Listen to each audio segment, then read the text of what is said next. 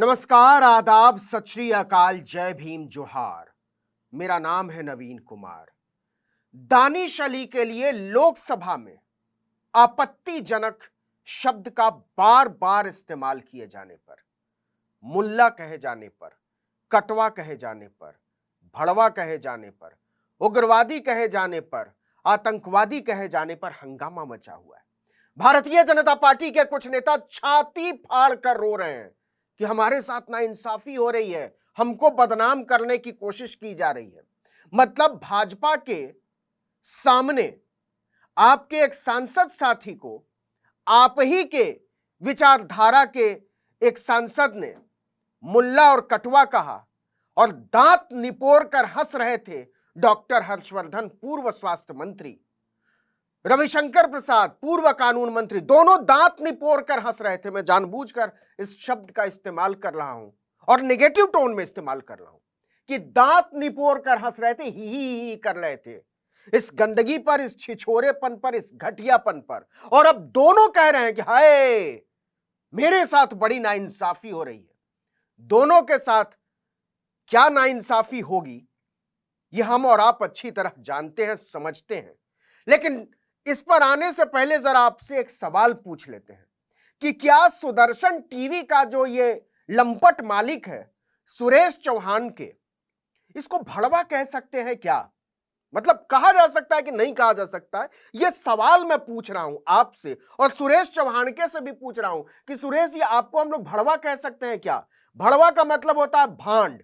भांड उन लोगों को कहते हैं, लोकोक्ति में, लोक भाषा में प्रचलित शब्दावली में, जो पैसा लेकर या किसी सुविधा की वजह से या किसी आग्रह को पाने के लिए, दूसरों को खुश करने के लिए नाचता है, गाता है, कोई कलाप करता है, क्रियाकलाप करता है, हारमोनियम बजाता है, तबला बजाता है, नौटंकी करता है, कुछ भी करता है, भांड कहते हैं उसको। मतलब वो राजा उनको पालते थे इसलिए कि हमारे आकर दरबार में गाओ, नाचो, गाओ, तमाशा करो, नौटंकी करो, कुछ करो, उससे राजा को मजा आता था, तो भांड ऐसे नाचते थे। तो भांडों को ही बाद में जो है, मतलब दलाल जैसे शब्द में इसका बाद में इस्तेमाल होने लगा और उनको फिर भड़वा कहा जाने लगा, जिसका इस्तेमाल दानिश अली के लिए किया है रमेश बिधुड़ी ने। तो क्या हम लोग सुरेश चौहान के को, जो सुदर्शन टीवी का मालिक है, उसको भड़वा, उनको भड़वा कह सकते हैं क्या? उसको मैं नहीं कह रहा हूं, क्योंकि तब भी थोड़ा सा सम्मान बचा कर रख लेना चाहता हूं। लेकिन क्या सुरेश चौहान के को भड़वा कहा जा सकता है? क्योंकि सुरेश चौहान का कहना है कि हाँ, उनका कहना है कि हाँ, आप कह सकते हैं, मुझे कोई दिक्कत नहीं है, क्योंकि जो जैसा है उसको वैसा कहा जाना चाहिए। सुरेश चौहान के की समझ ये कहती है। उन्होंने ट्वीट किया और लिखा कि मुल्ले को मुल्ला कहना गाली कैसे हो गई? जो कटवाने को गलत नहीं बल्कि कर्तव्य मानते हैं, उसे कटवा कहना अपराध कैसे हुआ? यह नीच आदमी, यह गंदा आदमी, यह घिनौना आदमी, यह पाजी आदमी पूरी एक कौम को गाली दे रहा है, बकवास कर रहा है। यह मानसिक तौर पर विक्षिप्त और बीमार आदमी पूरे हिंदुत्व का बजबजाता हुआ कोढ़ है। यह हिंदुत्व के लिए नाली का वो कीड़ा है जो इस धर्म को खा जाने पर आमादा है। एक कीड़ा है यह सुरेश चौहान के, जो कहता है कि कटवाने को जो गलत नहीं मानते उसको कटवा नहीं कहे तो क्या कहें, भड़वे को भड़वा नहीं कहे तो क्या कहें, मुल्ले को मुल्ला नहीं कहे तो क्या कहें। इस गंदगी पर और इसके लिए तैयार किन लोगों ने किया है मानसिक तौर पर, हम और आप अच्छी तरह जानते हैं, क्योंकि हमने पहले भी कहा था इसके वीडियो में कि जब एक सांसद ने, एक मंत्री ने जब कहा देश के गद्दारों को जूते मारो सालों को, तो उनका प्रमोशन कर दिया जाता है। अनुराग ठाकुर, उन पर एफआईआर तक नहीं होती, सुप्रीम कोर्ट में मुकदमा चल रहा है कि एफआईआर तो करो, 2.5 साल से ज्यादा हो गए, वो नहीं हो रहा। लेकिन भारतीय जनता पार्टी में आग लगी है और शर्मिंदगी की विषय है।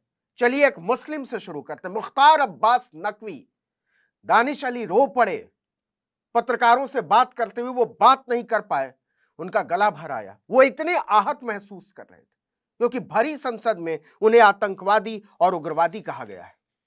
राहुल गांधी मिलने पहुंचते हैं दानिश अली से, यह बताने के लिए कि आपकी तकलीफ में हम आपके साथ हैं और हम मिलकर इसका विरोध करेंगे। लेकिन मुख्तार अब्बास ने क्या ट्वीट किया, गले मिलते हुई तस्वीर है। इस तस्वीर पर किसी भी मनुष्य को तो दिक्कत नहीं होती तब तक जब तक कि वो मनुष्य एक जल्लाद में न तब्दील हो जाए। मुख्तार अब्बास नकवी ने क्या लिखा, घंटों में ही गुरु घंटाली का घटिया घमासान, घमंडिया घराने का अरमान बन गया, खुदा खैर करे। मुख्तार अब्बास नकवी जी, आप हैं तो मुसलमान ही ना, दफना ही जाएंगे ना, क्या हो गया है? खुदा का नाम लेकर क्या क्या बातें कर लेते हैं। मतलब इस घटियापन के लिए भी बड़ा बड़ा मतलब ऐसा जिगरा चाहिए ना जिस पर शर्मिंदगियों को शर्म आए। कुछ तो डरिए, जिस खुदा का नाम लेते हैं उस खुदा से। कुछ तो खौफ खाइए ऊपर वाले से, कुछ तो खौफ खाइए। क्या होगा आपका जब खुदा के सामने मिट्टी के बाद आप खड़े होंगे? कुछ कुछ रहम कीजिए, कुछ तरस खाइए अपनी आने वाली नस्लों पर, इस मुल्क के लोगों पर। ऐसी ऐसी गंदगी और ऐसी घटिया जुबान की उम्मीद, कविता वविता पढ़ते हैं, थोड़ा ठीक कर लेंगे अपनी भाषा तो क्या हो जाएगा। हंस रहे थे, खिलखिला रहे थे डॉक्टर हर्षवर्धन, पीछे लंबा सा, इतना लंबा ट्वीट किया उन्होंने, मतलब 4.5 हाथ का उनका ट्वीट है कि मैं तो चांदनी चौक में पला बड़ा हूं जी, मैं तो, मेरे तो इतने मुसलमान दोस्त हैं जी, मेरे खिलाफ तो कैंपेन चल। मतलब खिखी खिखी दांत निपोड़ कर रविशंकर प्रसाद के साथ, उन पर भी आऊंगा, रविशंकर प्रसाद के साथ दांत निपोड़ कर पीछे बैठकर हंस रहे थे आप। आपको अच्छी तरीके से पता था कि संसदीय परंपरा इसकी इजाजत नहीं देती। आपका हंसना उससे बड़ा अपराध था। रमेश बिधुड़ी ने तो जो किया सो किया, लेकिन आपका हर्षवर्धन जी और रविशंकर प्रसाद जी, आपका कानून के ज्ञाता बनते हैं ना आप रविशंकर जी, अपनी कानून की डिग्री में आग लगा दीजिए।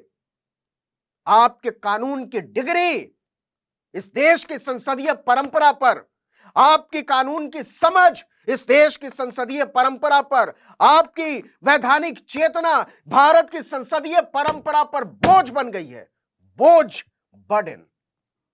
रविशंकर प्रसाद जी खिखी खिखी खिखी खिखी करके हंस रहे थे दांत निपोड़ कर, और आप ट्वीट करते हैं कि संसद के अंदर और संसद के बाहर हमने हमेशा मर्यादित आचरण का समर्थन किया है और मैं स्वयं भी इसका पालन करता आया हूं। मैं ऐसी किसी भी टिप्पणी का समर्थन नहीं करता हूं जो अमर्यादित। खिखी खिखी करके हंसना भी ना, क्योंकि एक बार नहीं कहा था रमेश बिधुड़ी ने, 10 बार कहा था, 10 बार। और एक बार भी अगर आपने टोक दिया होता ना रमेश बिधुड़ी को, उनकी हिम्मत नहीं होती अगले एक शब्द का इस्तेमाल करने की, हिम्मत नहीं होती। आपका कद इतना बड़ा है भारतीय जनता पार्टी में और उस कैबिनेट में, लेकिन आपने इसकी जरूरत नहीं समझी। रमेश भिदुड़ी की हिम्मत है आपके सामने चू बोलने की, रविशंकर प्रसाद जी, लेकिन आप चाहते ही नहीं थे। सवाल आप पर है। एक बार भड़वे कहा, यहां से बात शुरू की रमेश भिदुड़ी ने, 4 बार उग्रवादी कहा और अलग अलग टोन में कहा। एक बार कटवे कहा, 2 बार मुल्ला कहा, 2 बार आतंकवादी कहा, और आप खीखी खीखी करके डॉक्टर हर्षवर्धन के साथ हंस रहे थे। लाज नहीं आई आपको रविशंकर जी? शर्म नहीं आई आपको डॉक्टर हर्षवर्धन जी? आप तो अपने आप को डॉक्टर कहते हैं ना, इलाज करने वाले डॉक्टर। सच बात यह है कि आपकी मानसिकता दरअसल बहुत बीमार मानसिकता है, आपकी भी और रविशंकर प्रसाद की भी, क्योंकि केवल मानसिक तौर पर बीमार लोग ही ऐसी टिप्पणियों पर हंसते हैं, खिखी खिखी करते हैं, दांत निपोड़ते हैं। जो लोग संवेदनशील होते हैं वो ऐसी टिप्पणियों पर सन्न रह जाते हैं, उनकी समझ में नहीं आता कि करना क्या है और वो तत्काल आपत्ति दर्ज कराते हैं। आपके पास इतिहास में अमर होने का मौका था। अगर आप उसी वक्त टोकते कि बैठिए रमेश बिधुड़ी जी और इसको संसदीय कार्यवाही से निकाला जाए, बिना माफी की मांग किए हुए आप माफी मांगते अपनी पार्टी की तरफ से, अपने साथी की तरफ से, और तब आप बड़े नजर आते। लेकिन इस देश के सामने आप दोनों का कद बहुत बौना नजर आता है, बहुत छोटे हो गए हैं आप, क्योंकि आप जैसे लोगों के हवाले भारत की संसदीय परंपरा करके वो सुरक्षित नहीं है। तो बहुत सारा हंगामा मच रहा है, बहुत सारे लोग छातियां पीट रहे हैं, बहुत सारे लोग तरह तरह की बात कर रहे हैं, लेकिन सुरेश चौहान के जैसे लोगों को ऐसी हिम्मत कहां से आती है? रमेश बिधुड़ी जैसे लोगों को ये हिम्मत कहां से आती है? ये हिम्मत वहां से आती है कि कल को आपको भी इसी गाली गलौज की वजह से भारत का सूचना प्रसारण मंत्री बनाया जा सकता है। कल को आपकी भी तरक्की हो सकती है। दिल्ली का चुनाव याद कर लीजिए, क्योंकि ऐसा माना जाता है कि भारतीय जनता पार्टी में गंदी जुबान, घटिया सोच और बेहुदी भाषा की वजह से तरक्की मिलती है। यह धारणा बन रही है और प्रधानमंत्री नरेंद्र मोदी इस धारणा के लिए जिम्मेदार हैं। उनको ये जिम्मेदारी तो लेनी पड़ेगी। शर्म की बात यह है कि भारतीय जनता पार्टी ने अभी तक कुछ नहीं कहा है। और उससे भी ज्यादा शर्मिंदगी की बात यह है भारतीय लोकतंत्र के लिए कि कार्रवाई नहीं हुई है। रमेश बिधुड़ी पर आपको याद होगा कैसे संजय सिंह को निकाल दिया गया था। आपको याद होगा कैसे राघव चड्ढा पर कार्रवाई, 4 सांसदों पर कार्रवाई की गई थी तत्काल बेल में आ जाने की वजह से, कागज उछालने की वजह से। और सुनिए, निशिकांत दुबे, वो कहते हैं वो तो खैर महापुरुष हैं, गरीब आदमी से पैर धुलवाकर पिलवाते हैं, पैर धुलवा, अपना गंदा घिनौना जो पैर का पानी है ना, जिसको सूंघते हुए उबकाई है, वो पीने पिलवाते हैं निशिकांत दुबे, जिन पर फर्जी डिग्री होने का आरोप लगाया है महुआ मोइत्रा ने दिल्ली यूनिवर्सिटी का। वो कहते हैं कि नहीं, ये तो जो हुआ वो तो नहीं ठीक है, लेकिन जांच दानिश अली पर भी होना चाहिए कि बीच में टोका टाकी करना, रनिंग कमेंट्री करना, ये सब भी संसदीय आचरण के। वाह, मतलब बीच में टोका टाकी, निशिकांत दुबे जी, ये किसी को उग्रवादी कहने जैसा अपराध है। रनिंग कमेंट्री करना संसद में, यह किसी को मूल्य कहने जैसी बात है। बहस में हिस्सा लेना और बिना बारी के बोलना, यह किसी को उग्रवादी कहने जैसी बात है। कुछ तो शर्म कीजिए, कुछ तो लाज रखिए। लोक लाज जिसको कहते हैं, मैं लाज इसलिए कह रहा हूं कि उसके साथ लोक छुट जाता है। कुछ तो लोक लाज करिए। इस देश के लोग दर्ज कर रहे हैं, इस देश की लोकतांत्रिकता दर्ज कर रही है। आपके आचार को, आपके व्यवहार को यह स्वीकार नहीं है, हरगिज स्वीकार नहीं है। दानिश अली के दर्द में, दानिश अली की तकलीफ में, दानिश अली की वेदना में पूरा देश खड़ा है।